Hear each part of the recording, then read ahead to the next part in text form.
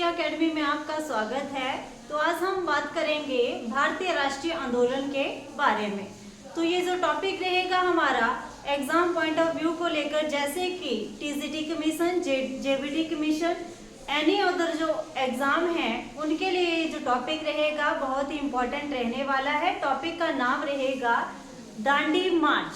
दांडी मार्च जो है वो किसके द्वारा शुरू की गई थी, कब शुरू की गई थी, कौन कौन जो था इसमें शामिल था।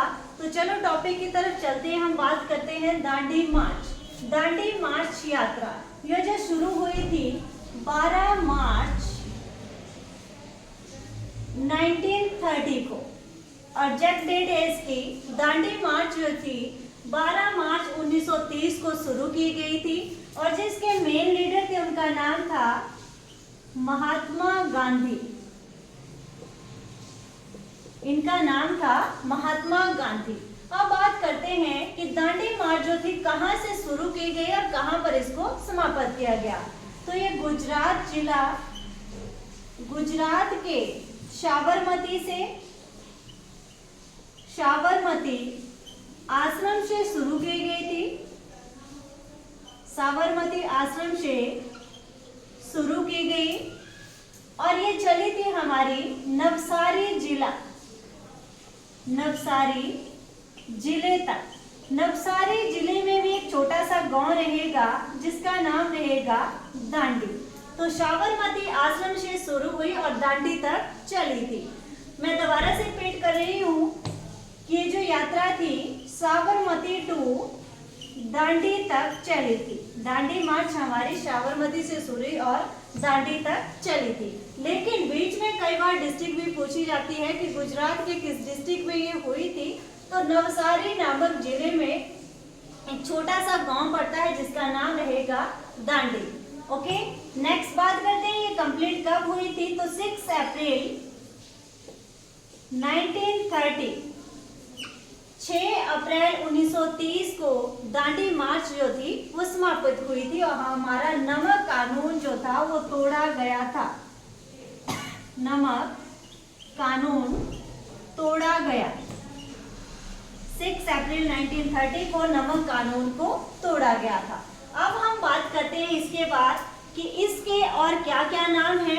ये महात्मा गांधी ने शुरू किया नमक सत्याग्रह, तो इसके और क्या क्या नाम है। तो दांडी मार्च को ही नमक सत्याग्रह कहा गया, इसी को ही कहा गया नमक सत्याग्रह। नेक्स्ट नाम है इसका गरीब आदमी का संघर्ष।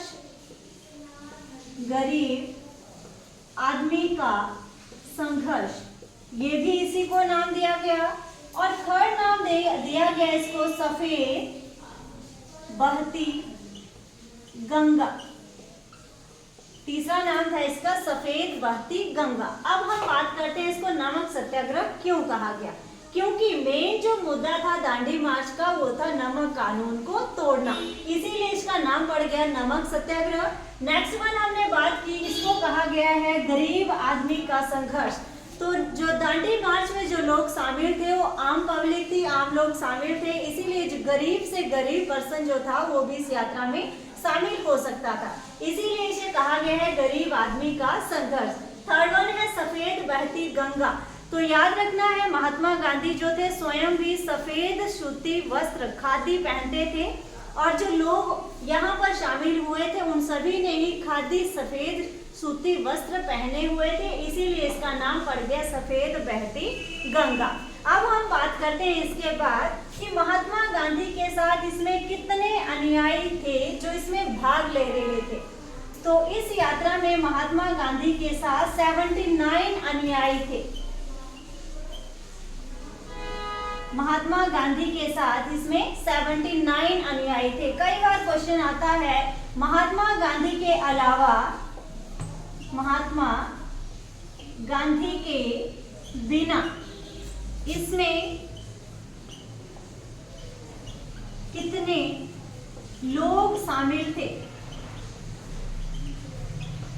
अगर बात करें कि महात्मा गांधी के बिना इसमें कितने लोग शामिल थे तो आएगा 79, लेकिन महात्मा गांधी के साथ जो थे वो थे 79।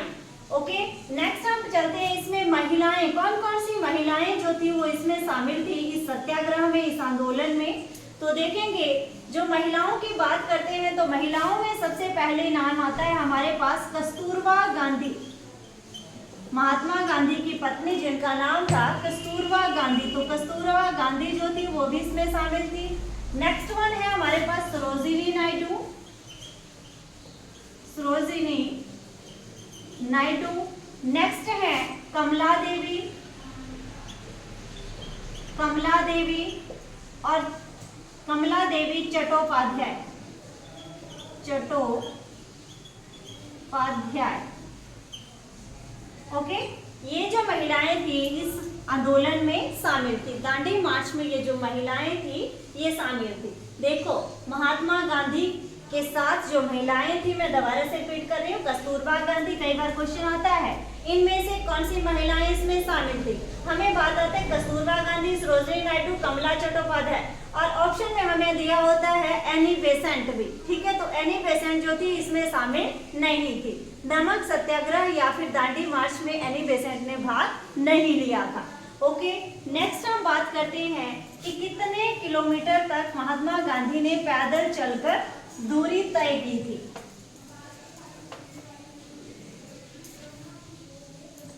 तो साबरमती से दांडी तक, साबरमती से दांडी तक जो यात्रा तय की वो थी 322 किलोमीटर। पैदल चलकर जो इन्होंने यात्रा तय की थी 322 किलोमीटर थी। नेक्स्ट हम बात करते हैं इसके बाद कि सुभाष चंद्र बोस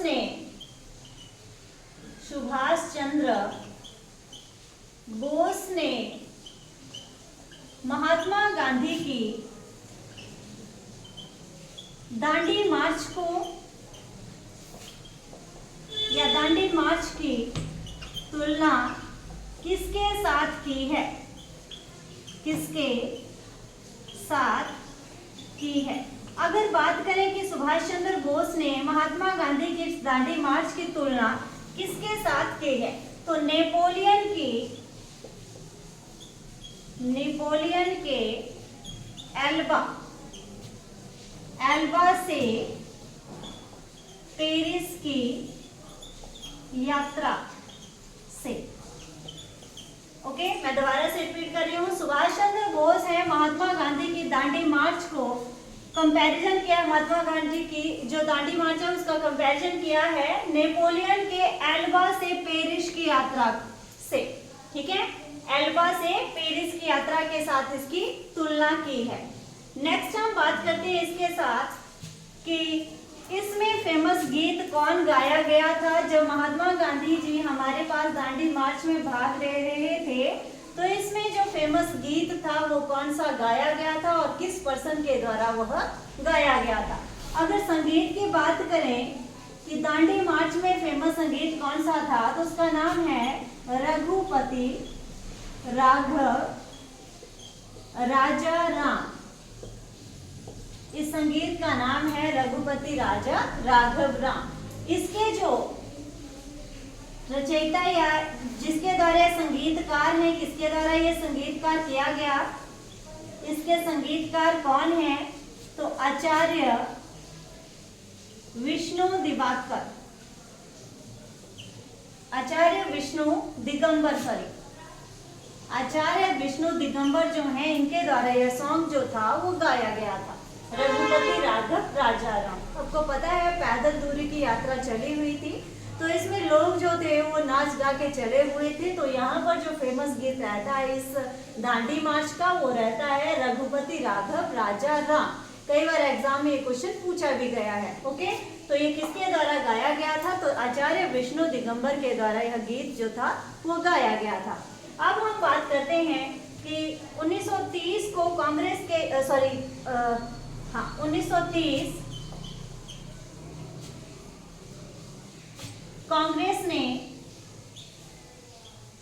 कांग्रेस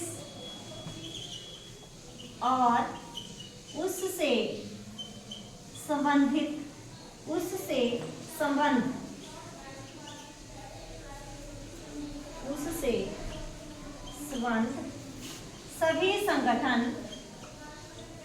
सभी संगठन गैर कानूनी घोषित कर दिए गए। गैर कानूनी घोषित कर दिए गए। 1930 में ही जब 6 अप्रैल 1930 को दांडी मार्च कंप्लीट हो गई तो कांग्रेस और उससे संबंधित संगठन थे सारे वो गैर कानूनी घोषित कर दिए गए थे। बात आती है कि नमक कानून जो था वो कब तोड़ा गया था, तो 6 अप्रैल 1930 को नमक कानून जो था वो तोड़ा गया था और उसी के साथ ही भारत में सविनय अवज्ञा आंदोलन की शुरुआत हो जाती है भारत में। ओके, तो ये था हमारे पास दांडी मार्च के बारे में। नेक्स्ट जो होगा वो हम अगली वाली वीडियो में डिस्कस करेंगे। ओके, तो वीडियो देखने के लिए धन्यवाद।